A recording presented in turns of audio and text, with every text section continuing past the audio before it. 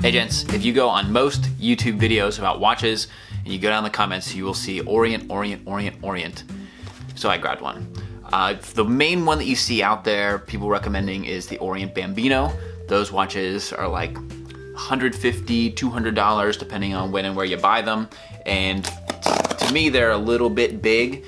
What I ordered today was the Stella. When Brock asked me to be on his watch roundup video, I wanted to recommend an Orient, but the Bambino's kind of big, especially for slender wrists, and I came across the Stella. It has an open heart movement, it's an automatic, and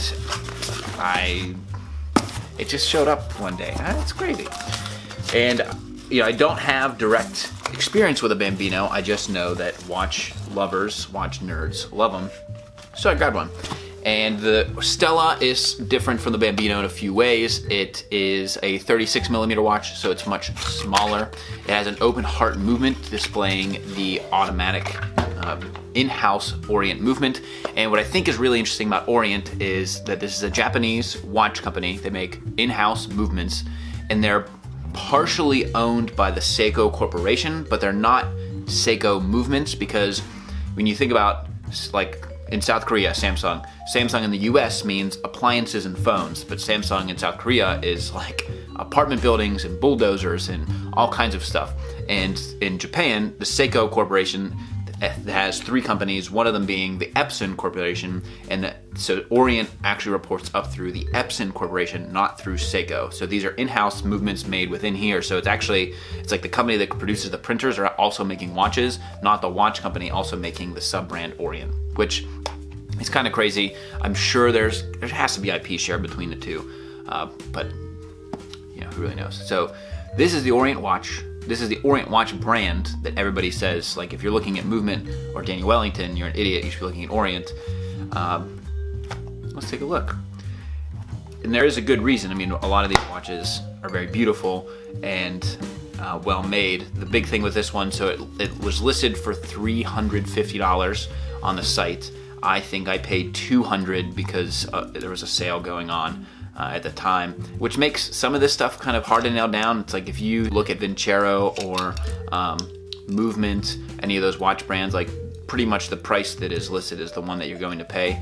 Sometimes you get discounts. So let's take a look here. 36mm, open heart movement.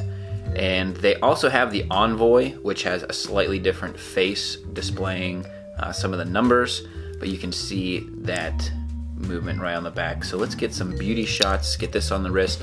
I am wearing, this is the Lair Lux watch that I've had for about a year. It's a micro brand made in Switzerland, and I've had it for about a year. It comes in at $450-ish, and I've been really liking this. It's chronograph, very nice stuff. It is a quartz movement, not automatic, but I'll replace that with this new Stella. Let's get this and then let's do some close-ups. All right, so some of the nitty-gritty details on this is the caliber F6T22 automatic. It is hand winding, it's also hackable.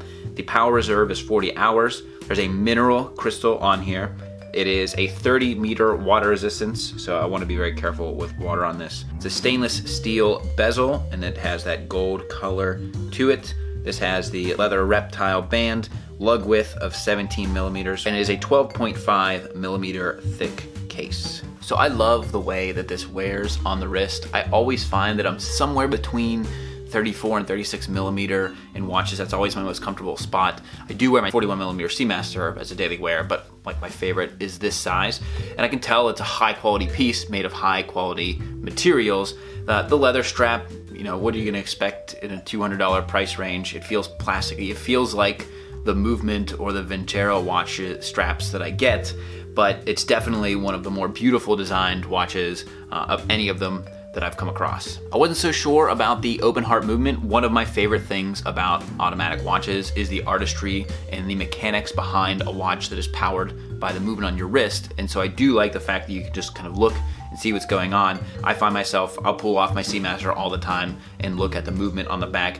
And speaking of that, the decorative movement on this watch is no slouch either. 22 jewels and decorated with the Orient logo. I think it's interesting that it's labeled with the Epson logo at the top, but overall, great work on that.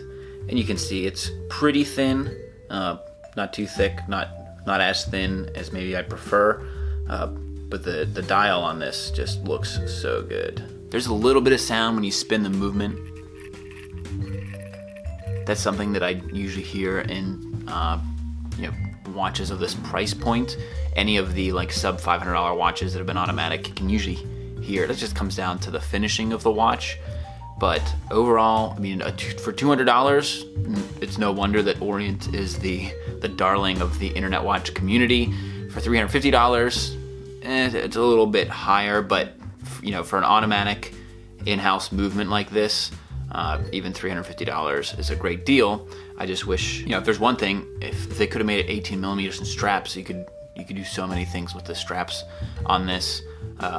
If it could be a little bit thinner. There's a slightly domed crystal you can see on there. It's like very subtly domed.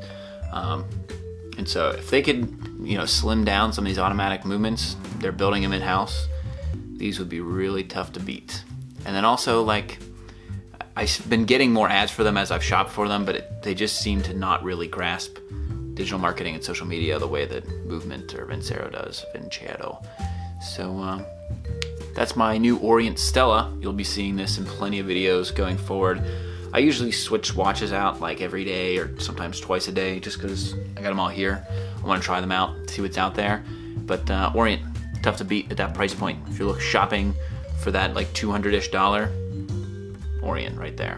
So any questions, comments, love to hear from you guys. If you want more watch stuff, I got plenty more that I'm interested in. And I'm always interested in covering like not the $150 watches, not into the luxury space, but there's a real spot in between where like Oris or Spinnaker or Sin sits in that like 1,000-ish price point. I think they're really interesting. So Orient, Stella, check it out. I'll put links below. Until next time, gents, this is the Kavalier.